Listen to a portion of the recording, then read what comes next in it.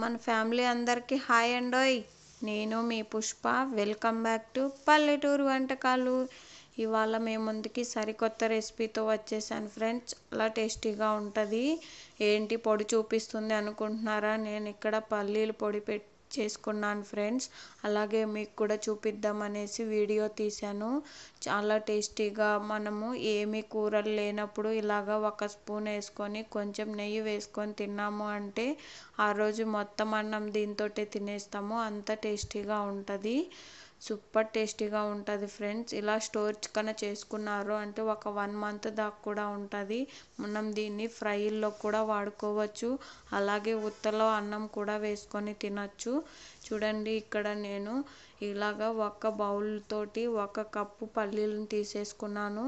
ఇవి బాగా వేయించేసుకోవాలి. మరీ ఎక్కువ వేగాల్సిన అవసరం లేదు.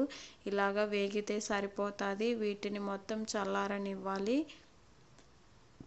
ఇప్పుడు అదే పెనంలోకి మనకు ఎండుమిర్చిని తీసుకుంటున్నాను. ఎండుమిర్చిని కూడా మనం ఎంత స్పైసీ కావాలో అంత స్పైసీకి తగ్గట్టు ఎండుమిర్చిని కూడా వేసుకోవాలి.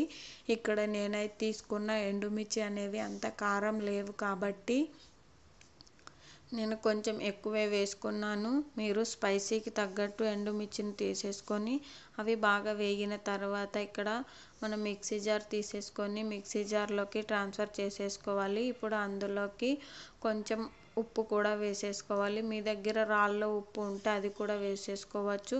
ఇలాగా బాగా మిక్సీ పట్టిన తర్వాత మనం వేయించుకున్న పల్లీలను వేసేసుకొని ఇది కూడా బాగా మిక్సీ పట్టేసేసుకోవాలి.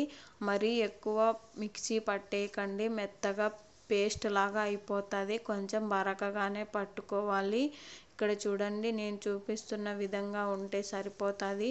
ఇప్పుడు ఇందులోకి పొట్టు తీయనటువంటి వెల్లుల్లిపాయలను కూడా వేసేసుకొని బాగా మిక్సీ పట్టేసేసుకోవాలి. ఇప్పుడు మన కన్సిస్టెన్సీ అనేది ఇలా ఉంటుంది.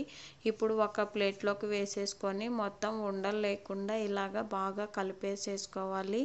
ఇప్పుడు ఈ పొడిని కూడా మీరు ఫ్రైల్లో కూడా వేసేసుకోవచ్చు. ఇది నిజం చెప్పాలంటే రాయలసీమ స్టైల్ పల్లీల పొడి అండి. చాలా టేస్టీగా ఉంటుంది. అలాగే ఉత్తగా అన్నంలో కూడా వేసేసుకొని తినేయచ్చు. అంత టేస్టీగా ఉంటుంది. ఇక్కడ నేను కారము ఉప్పు అనేది చేస్తున్నాను. అంతా సరిపోయింది. సూపర్ టేస్టీగా. ఇక్కడ నేను మట్టికాయ ఫ్రై చేస్తున్నాను అదే రోజు. అందుకోసం అనేసి అందులోకి ఇప్పుడు ఒక 3 టీ స్పూన్ అంత పొడిని కూడా వేసేసుకొని బాగా కలిపేసేసుకొని తినేయటమే. చాలా టేస్టీగా ఉంటుంది. ఖచ్చితంగా మీరు కూడా ట్రై చేయండి. మీకు కూడా సూపర్ టేస్టీగా కుదురుతుంది.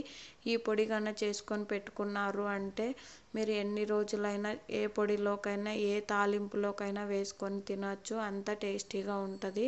ఖచ్చితంగా ట్రై చేసి మీకు ఎలా వచ్చిందనేది కామెంట్ సెక్షన్లో కామెంట్ చేయండి.